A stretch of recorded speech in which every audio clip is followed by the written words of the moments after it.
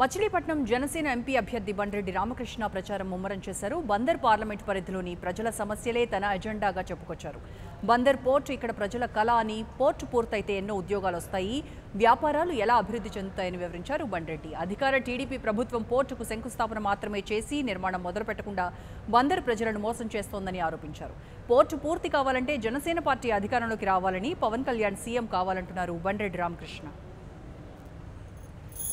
Machilipatnam port గురించి అన్ని నియోజకవర్గాల్లోనూ చర్చాంశనీయంగా మారింది. ఎందుకంటే దీనివల్ల ఎన్నో ఉద్యోగాలు వస్తాయి, దీనివల్ల ఎంతో మందికి ఉపాధి కలుగుతుంది. అయితే వ్యాపారం పెరుగుతుంది.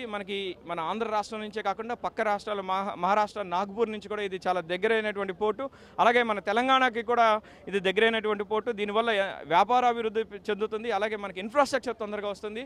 ఈ ఇన్ఫ్రాస్ట్రక్చర్ కోసం మన కృష్ణా జిల్లా వాసులు అందరూ ఎదురు చూస్తున్నారు. అయితే కథలు చెప్పి మభ్యపెడుతున్నారు ప్రజల్ని.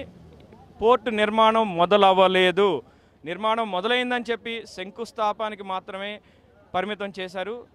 వాళ్ళు చెప్పేది వంటిది బూట కబుర్లు. మనం కెమెరామెన్ తీసుకుని మీ టీంని తీసుకుని వెళ్ళి అక్కడ చూద్దాం రండి. అక్కడ ఎటువంటి నిర్మాణం మొదలవ్వలేదు. ఏమన్నా అంటే ఏదో సాకు చెప్తూ ఉంటారు, ఇప్పుడు కుదరదు అంటారు, అక్కడ రెస్ట్రిక్షన్స్ ఉంటాయి అంటారు. ప్రజల కోసం నిర్మించే పోర్టుకి పత్రికలకు ఎందుకు అక్కడ ప్రవేశం లేదు, ప్రజలకు ఎందుకు ప్రవేశం లేదని నేను అడుగుతున్నాను. అసలు పోర్టు పనులు మొదలవ్వలేదు, కేవలం శంకుస్థాపన మాత్రమే చేశారు. అది అంత క్రితం ఏం చెప్పారు మన ఎమ్మెల్యే గారు, ఎంపీ గారు, మచిలీపట్నం పార్లమెంటరీ మెంబర్ గారు, మన కొనగల నారాయణ గారు, కొల్లు రవీంద్ర గారు ఒకటే చెప్పారు, పోర్టు నిర్మాణం కంప్లీట్ అవ్వకపోతే మేము పోటీ చేయమన్నారు. ఇప్పుడు మార్చేసి పోర్టు నిర్మాణం మాదే బాధ్యత అని చెప్పి ఫ్లెక్సీలు వేసుకుని తిరుగుతూ ఉన్నారు.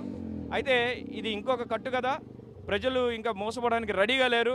పోర్టు నిర్మాణం తెలుగుదేశం పార్టీ కానీ వైఎస్ఆర్సీపీ పార్టీ కానీ చేయలేవు.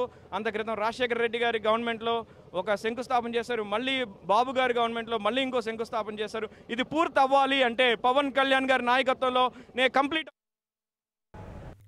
For more updates please subscribe 99 TV Telugu.